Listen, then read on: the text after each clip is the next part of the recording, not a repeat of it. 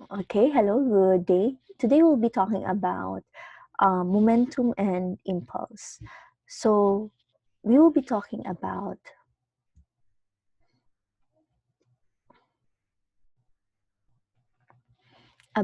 what happens when two cars they crash. We will also be talking about what will happen if we hit a ball, a volleyball ball. How can we improve it? What direction and what speed can we apply to it? And then, of course, we'll talk about in a higher level how do rockets work. Now, this has foundations of what we call momentum.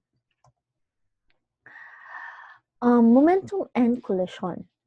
Now, we have here two cars and then they collide, or what we call the crash. In momentum, we can actually predict the velocity, the before and after the velocity and the direction of these cars. Now, linear momentum is actually given by multiplying the mass of the object multiplied to its velocity, its vector velocity. Now, the units of this is the SI unit of kilograms meters per second, kilograms for mass, and meters per seconds for its velocity. Momentum is a vector um, quantity with the same direction as the object's velocity. Now, the magnitude of the momentum can also be related to kinetic energy, and that is, if we use this formula, the kinetic energy is equal to the momentum squared divided by 2 times the mass of the object. Now, we have what we call changing in momentum of an object requires the application of force. So we have what we call um, force, the relationship of force and momentum. So, according to classical mechanics, the second law of motion says that force is equal to mass times acceleration. But we know that the acceleration um, presented by Newton is more of the change of velocity at a certain time. So, we can actually write it this way: mass times velocity divided by change in time. But momentum, this is a formula of momentum. So we have here the change. So we have here the change in momentum over a change in time. Therefore, the net force is equal to the change of momentum divided by the change in time. Now, here we will include now the new concept of what we call, not really new, but the concept of impulse. Now, impulse is, yes, impulse. Impulse is something, a change, a constant force at changing times. So it's more of force times time. So changing an object's momentum requires a continuous application of force at a certain time. Now we have what we call the concept of impulse. Impulse is given with the formula of force times change in time. It actually have the same units with momentum. As you can see, we have mass times the velocity here. But for impulse, that is, let's just check the units. Newton is kilogram, meters per second squared, times time, which is seconds, and then we cancel it, they actually have the same units. Now, how do we relate impulse with momentum? Impulse is equal to force, the constant force, a change times the change in time, which is also equal to the change in momentum. Remember, the formula of force is change in momentum over time. If we multiply that, change time, change in time, we have here this is called the impulse, and we have here the change in momentum. Now, change in momentum is very straightforward: mass times the final velocity and mass times the initial velocity. Now, here we have what we call the impulse momentum theorem. As stated earlier, impulse is the summation of all forces times time, which is also equal to uh, change in momentum, which is mass times velocity final minus mass times velocity initial. The impulse momentum theorem allows us to gain information about the impulse indirectly by measuring the change in momentum that the impulse causes. So let's have an example for a clearer discussion about the relationship between impulse and momentum. Now, example number one, to slow down a braking force. To slow down, a braking force of 1,200 Newton is applied for 10 seconds. So if you want to slow down a car, kailangan mo mag-brake ng 10 seconds with a force of 1,200 Newtons. Now, the question is, how much force should be needed? So how much force should you need if you just want to change the velocity, if you just want to brake at 10 seconds, 6 seconds? So let's just analyze this problem. We have here a force na ito. Let's name this force 1. And let's name this the time 1. Now this is force that we're looking for. So this is a question mark force. This will be our force 2. And we have a time 2, which is 6 seconds. Okay.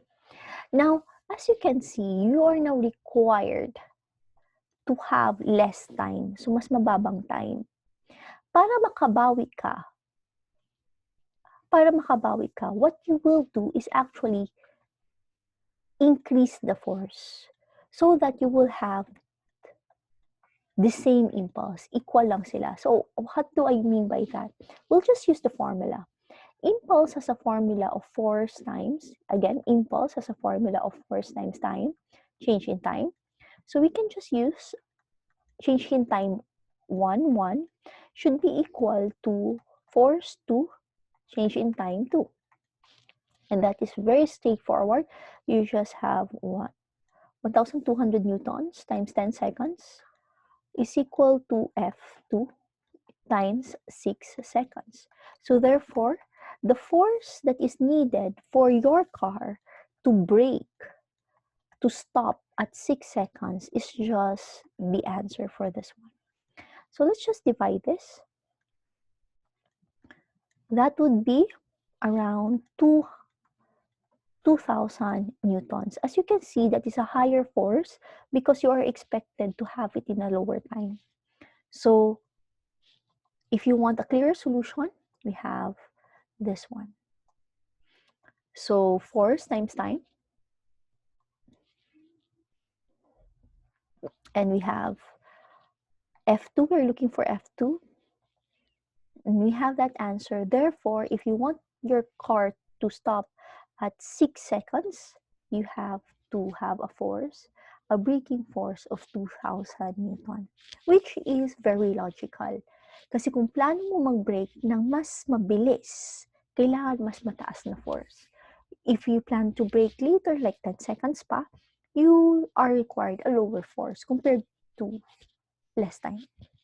Okay, let's have another example. Example number 2. A frictionless wagon is pushed from rest with a force of 60 newtons for 14 seconds. If it then strikes the wall and comes to rest at 0.15 seconds, how much average force does the wall exert on it? So, let's just write all the given here. We have here a force wall. And we have here the time, change in time. So we'll do it for 14 seconds and we have 60 newtons. If then strikes the wall, it comes to rest, it will rest at 0. This will be our change in time. How much average force should be needed? Okay, so average force exerted by the wall. So we have here this diagram and we'll use that. Okay, so we have this force moving at 14 seconds and then it will be pushed here. The wall will exert at 0.15 seconds, what will be the force of the wall? Now we will just use the formula of impulse. So impulse, force times time of this one should be equal to the force times time of this one. So that is very straightforward. So we'll just write it again. So I'll write it in a different way. So let's just write it again. 60 F1 times T1 times 14 seconds is equal to F2 times T2, and that would be F2, the one that we're looking for, times 0.15 seconds. So let's just try to solve it, but we can actually get the answer by just, I'll erase everything, make it clear here. So we actually can get the answer by just multiplying the 2, this one divided by the T2, and then we'll have this force. As you can see, the wall actually has higher force to be able to stop the moving wagon in 0.15 seconds. Now let's have another example here. Example number 3. A 0.14 kilogram baseball has an initial velocity of negative 38 meters per second as it approaches a bat. We have chosen the direction of the approach as the negative direction. Yes, as you can observe, it has a negative direction. The bat applies an average force that is much larger than the weight of the ball. The ball departs from the bat with a final velocity of 58 meters per second. First, determine the impulse applied to the ball by the bat. And assume that the time of contact is 1.6 times 10 to the negative 3. Find the average force exerted on the ball by the bat. So first, let's talk about the impulse. Remember, the formula of impulse is just force times change in time. So for this one, we'll just write it, yan, wait, or the change in momentum, which is mass times velocity 1 minus mass times velocity final and initial. Okay, so we'll just plug it the values here. This is V, this is M, and this is V. So this is VF and this is VI. So if you plug it in the formula, which is this one, by letter A, what is determine the impulse? Remember the formula of impulse? It's also change in momentum. So we will use this formula. We'll plug it in. So this will be our M, VF, M, VI. Remember, this is negative, so we will end up adding them. So this will be positive. So this will be our result. That would be a positive 13.44 kilograms meters per second. That is the value of impulse. But in letter B, we are asked what is the average force exerted on the ball. So we are now looking for the value of F. So remember again, the formula of momentum. The momentum is this one, but we already know the answer of this one. The answer is this. So therefore, we can just get I divided by change in T. We will get F, which is the same formula as this one.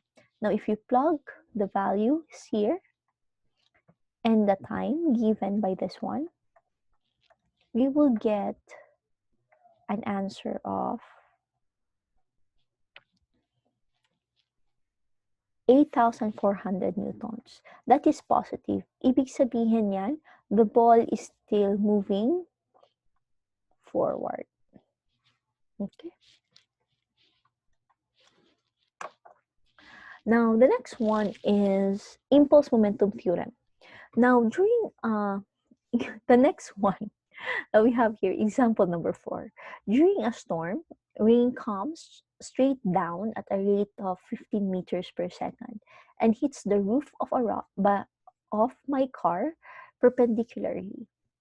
On my estimation, the mass of the rain per second that strikes the car roof is 0.060 kilograms per second. Assuming that the rain comes to rest upon striking the car, find the average force exerted by the rain on my car's roof. So, to understand this problem, just think na meron kang sasakyan, tapos umuulan. Now, yung ulan, yung droplets ng ulan, sila ay may pina-apply na force dun sa sasakyan mo. So, we have here this one. This one is a velocity. It is perpendicular. So, this is your car. Tapos, umuulan. So, there's rain. And this is the velocity given. This is mass of the rain per second. Let's strike your mass per second or mass times change in time per second is that one. And then assuming that the rain comes to rest upon striking the car. So when we say rest, the velocity here is the final velocity is 0. The initial velocity is this one. Okay, find the average force. So we are now looking for the average force. We will now use the same formula that we had earlier. So if we have this formula, these are given. This one, I hope you understand why this is our final velocity, because the problem says it comes to rest. Yan. So the average force exerted by the rain on my car's roof is given by this formula. So we'll just plug it in. We don't really know the mass, but what we can do is this one. But this is the formula of impulse. What we can do is this one.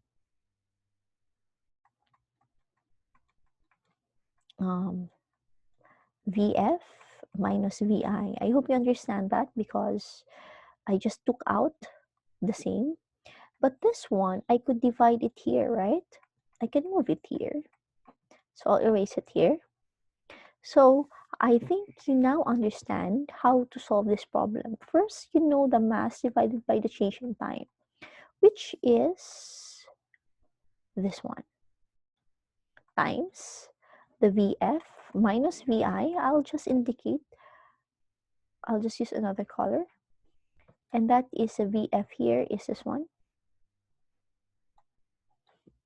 And the VI here is negative 15. So guys, I hope you understand why is it negative, because it says down. Vector quantity tayo, so it's very important that you know the up and the down. So it says down, so that's negative. So if we plug it in there, we actually have this answer, a 0.9 newtons. That is the force exerted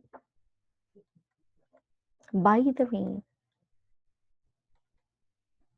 on your car's roof. Okay. Example number 5. A 250 kilogram rocket is to be speeded up from 440 meters per second to 520 meters per second in outer space. If the thrust of the engine is 1,200 newtons, how long must the engine be fired? So here, this is, let's just get the given. We have here the mass. We have here meters per second. I hope you understand that is velocity, right? So we have 440 velocity as initial, and our final velocity as 520 meters per second. Now, we have here the force, the thrust, which is the force, and how long. The how long is now we're looking for the change in time. Now remember the formula. The formula of impulse is F, change in time, is equal to the mass VI minus mass VF minus mass VI. So we'll just use the formula, and this time we're looking for the value of time, this one. Okay, so we'll just plug it in.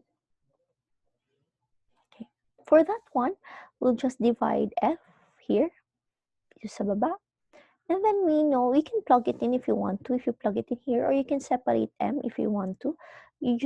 But you will still have the same answer. This is M, we have here VI, VF, and we have F. So you just plug everything there, and then you'll get the time. The time is 43 seconds. So what does 43 seconds imply? It implies that the force should be applied to, the force applied should be within 46 seconds, so that the velocity of the mass will move from 440 to 520. So yeah.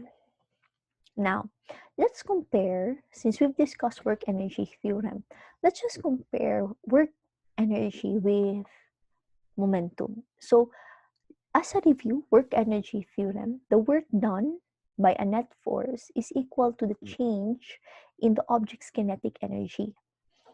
It's called the conservation of mechanical energy. While in impulse momentum theorem, the impulse produced by a net force is equal to the change in momentum. And that is what we call the conservation of linear momentum that we will discuss in the next video.